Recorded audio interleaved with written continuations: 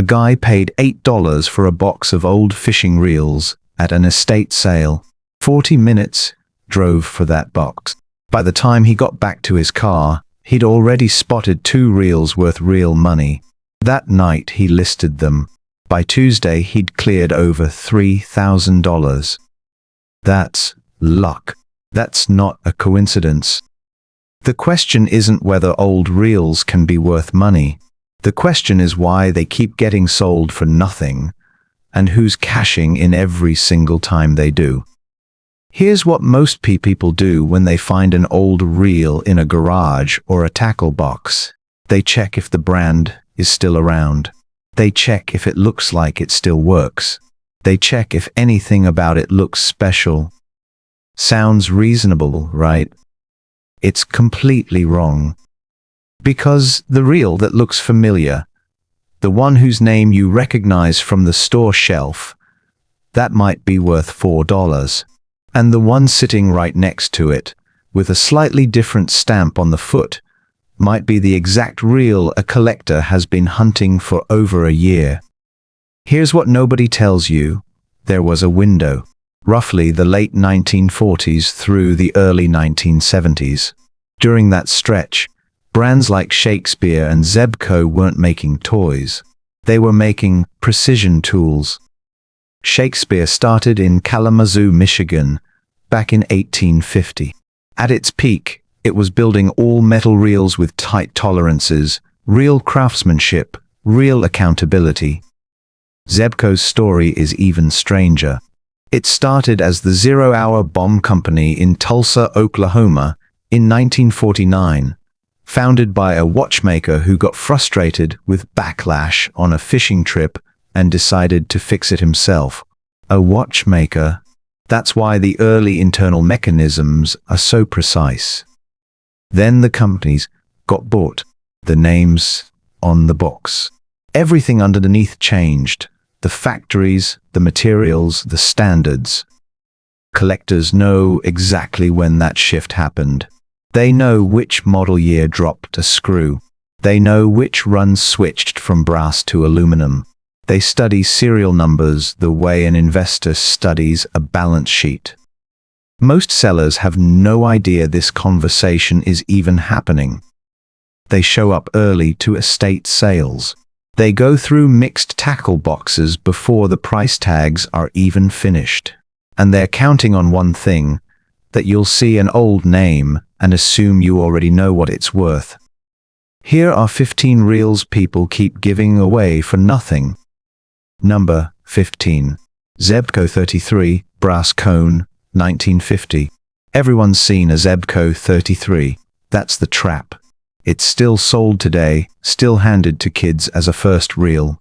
But the earliest version had a brass cone over the face, not plastic. That single detail can push it past $300. Number 10. Shakespeare Marhoff. Looks like every other dusty baitcaster in the bag. Insiders flip it over and check for a jeweled bearing cap and the original foot stamp. Clean examples have sold for up to $600. Number 13. Zebco 600. Beat up, heavy, ugly, and worth up to $400 if the internal gear is original American production. Rough on the outside is often proof of age, not damage. Number 12. Shakespeare President, 1970. Check, bale wire. Thin and rough means later production. Thick and clean means you're holding a $200 to $450 reel. Number 11. Zebco 2, first generation. Same trap as the 33. The name is still on shelves today. But the first generation drag system is completely different, and it can sell for up to $350. Num. 10. Shakespeare Criterion. Real collectors don't negotiate for this one. Check the side screw count. Correct configuration. Original drag star. Up to $700. Number 9. Zebco Cardinal, early OEM. This one's Swedish. Zebco briefly sold a badge-engineered version of a reel that's already famous under a different name.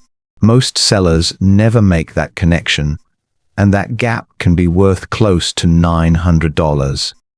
Number 8. Shakespeare 1944 fly reel. People assume old fly reels are worthless. Wrong assumption. Check the click sound and the spool surface. Untouched examples go for up to $400. Number 7. Zebco Model 10 predates the 33 entirely. Most sellers have never even heard of it, which is exactly why it keeps slipping through for a fraction of its value, up to $500. Number 6. Shakespeare Wonder Reel 1810. The name, like a toy. It isn't. Check the side plate engraving, up to $500 for the right example. Number 5. Zebco 76. Metal Gear set, not composite. That one detail separates a $25 reel from a $275 one.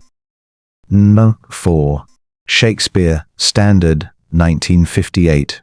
Standard sounds generic on purpose. That's why it gets ignored. Correct click mechanism and spool release can mean up to $350. Number 3. Zebco Omega, first generation. Later versions cheapened the design, and most sellers can't tell the difference.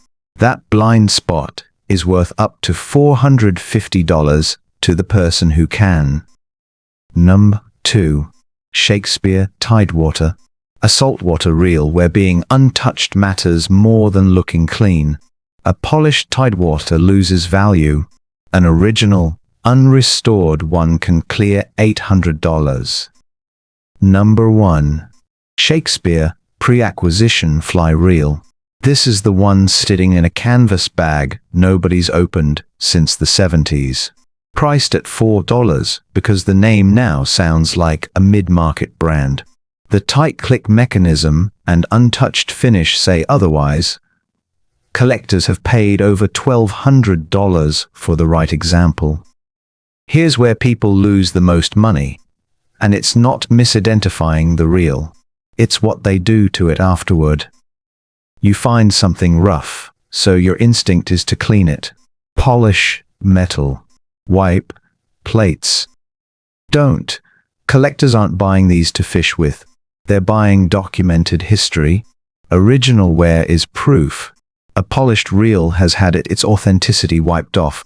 Literally.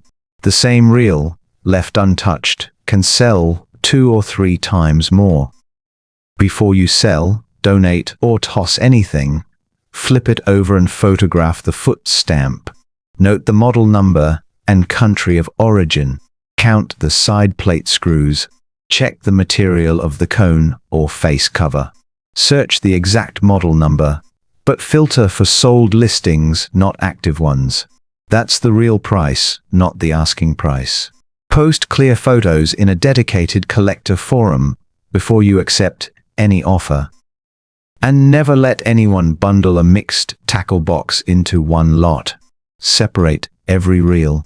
Photograph each one. Ask before ice, a single piece. That reel in the canvas bag never stopped being valuable. It just sat there, waiting for someone who knew what to look for. The gap only closes the moment you ask the right question before you hand it over.